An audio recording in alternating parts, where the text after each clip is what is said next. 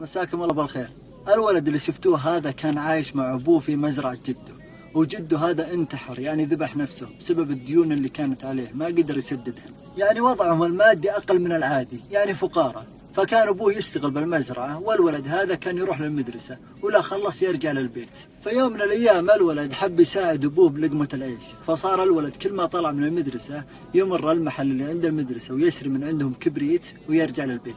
وإذا رجع للبيت ينزل أغراض المدرسة ويروح ويطق على الجيران ويجلس يبيع عليهم الكبريت هذا ويزود هللة وهللتين، فصار معروف عند الجيران. تطور شوي وصار معروف عند أهل القرية، فصار الولد يشتري الكبريت هذا من محلات الجملة ويروح يطق على بيوت أهل القرية ويجلس يبيع عليهم الكبريت هذا. بعدها بفترة بدأ يشتري أقلام الرصاص والحبر وصار يبيع على الجيران وأهل القرية، وصار معروف عند أهل القرية بالحبابة والطيبة.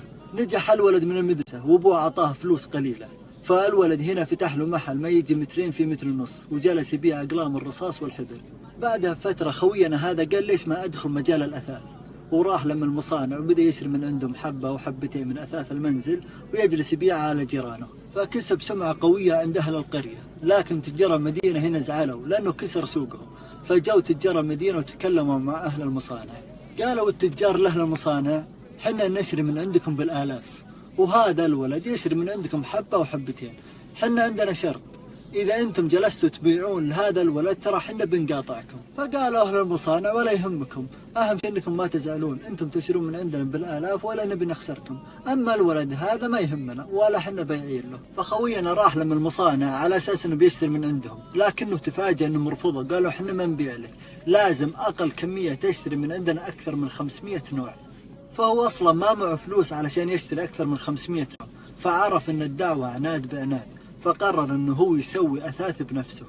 فصار يروح لما الغابات ويجلس يقطع الشجر ويجمع الخشب، ويروح لما المحل حقه ويجلس يسوي هو أثاث بنفسه، يسوي طاولة كرسي، وإذا خلص يروح يبيع على الجيران وأهل القرية. استمر على هالموال لين تطور وصار عنده عامل وعاملين، وصار عنده محل ومحلين بالقرية وبالمدينة، لين صار محارب من دول ثانية مثل بريطانيا وفرنسا. فخوينا كان مستمر وجالس يفتح محلات لين صار عنده أكثر من 2000 موزع في أكثر من 67 دولة، وصار عنده أكثر من 136 محل في 28 دولة، وعنده 33,400 عامل يشتغلون تحت إدارته. وفي عام 2008 صنف أغنى رجل في العالم، وحاليا يصنف أغنى رجل في أوروبا ورابع أغنى رجل في العالم. شوفوه في سناب الجاية.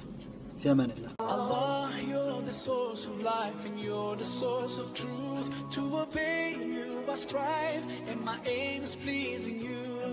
Allah, you are the only one, your promise is always true. You don't need anyone, but we're all in need of you. And I sincerely love, and until my final day I'll say in all my prayers. My eyes cannot see you, and yet my heart believes you.